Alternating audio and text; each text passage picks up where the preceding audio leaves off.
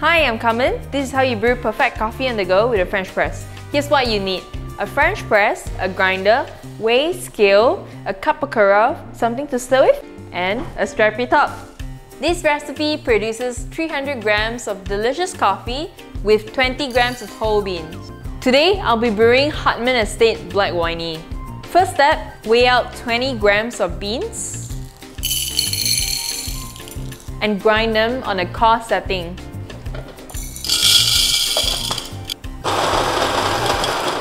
Boil some water and get the press and your serving cup nice and warm. Put the press on the scale and press 0, then add the coffee. Pour in 300 grams of water. Stir the coffee gently to ensure all the grounds are saturated. So after 3 minutes, clear the crust on top. You can plunge a little and serve when you get to 4 minutes.